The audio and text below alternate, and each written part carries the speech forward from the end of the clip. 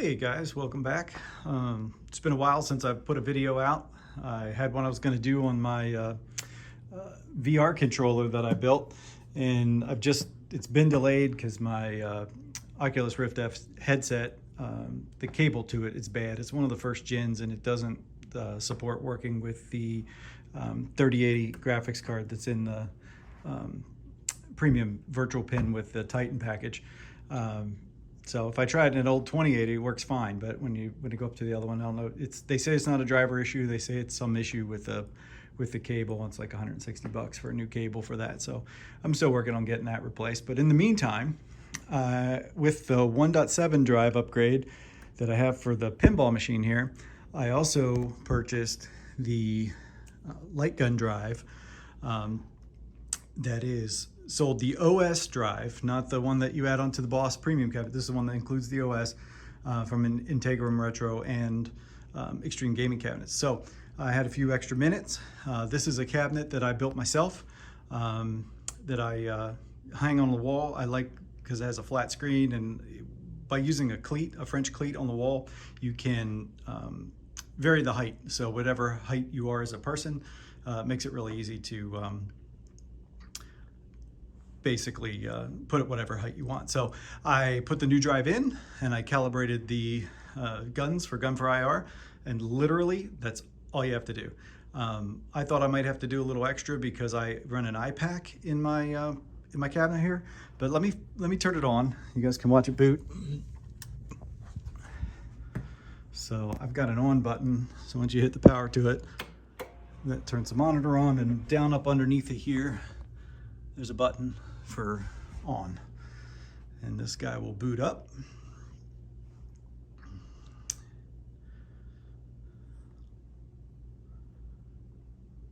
Do my best to kind of show this off. Oh, we're applying updates. So when I shut it off, this is from when you boot the drive up, you have to go through and make sure you have drivers for all of your system hardware in whatever PC you're using for your cabinet. So your motherboard drivers, your USB drivers, Wi-Fi drivers, all that driver stuff. So that stuff all has to update. So that is one thing you do have to do with the drive. The other thing is that, and there we go. I might change a setting in there to hide you can actually hide the desktop before it even starts, but there we go. There's the startup. You know, my system, let me turn this volume down a second. I've got a little tray here and an amp right inside of here, so I can turn the volume way off. And makes it easy to adjust the volume without having to go back to the desktop. But I've got up and down buttons for navigation. These are wired to the arrow keys on a keyboard for up and down. I do have exit, mode, menu, play, and coin start for player 1, coin start for player 2. These are all wired into an iPack that is got the default keyboard commands in there. So when you go through the setup of the guns, it tells you, what you want to configure the buttons to on your guns. My guns are both Gun for IR. These have recoil on them. They were both made by Raymond Dye. Ray made these, and the sensors that are in this cabinet for Gun for IR, I don't sure if you can see them. Yeah, you can see them right there. So the sensors are behind the screen and all around. So they're the black ones, the black LEDs that came from Ray as well. Both of these are GunCon 2s. So they have a button on the back right here that you can use to reload. There's also pedals for both of them, so you can play some of the games that require pedals, or you can use the pedals to reload. And then there's also a button here on the side, and that's the only other one. There's a couple switches here where you can turn the recoil on and off if you want to on the side as well. Other than that, it was super simple to set up. Again, on my system, the up and down arrows here navigate through the wheel. So the wheel comes up, and we've got, let me get to what I consider to be the beginning, which is MAME. So let me just see if I can show this here. So we have MAME, Atomiswave, And it does tell you down at the bottom, once Thomas Wave comes up, how many total games there are under each system, which is nice. American Laser Games, a bunch of cool stuff in there like Mad Dog McCree. Action Max, light gun calibration if you need to do that. If you have gun for IR, the calibration is saved right to the chip on the gun. You should not need to recalibrate unless for some reason you move your LEDs. If your LEDs have moved around, or something crazy happens and the chip in your gun gets wiped out or something, I guess you could have to redo it, but you shouldn't have to recalibrate. So Super Nintendo games, PS3, PS2, regular PlayStation, Sega Naomi, M3, Model 2, it's Model 3, not M3, Sega Master System, Sega Genesis, Dreamcast, PC games, Wii games. Now, on the system I had here before I got this drive, I had probably 150 games. This drive has, I believe, 170, so it's got some stuff I didn't have. Even though I had 150 games, I had trouble getting the Mule Shooter shut up with all of it. And there was another emulator that I had trouble with as well. I have the same problem over there on my racing arcade.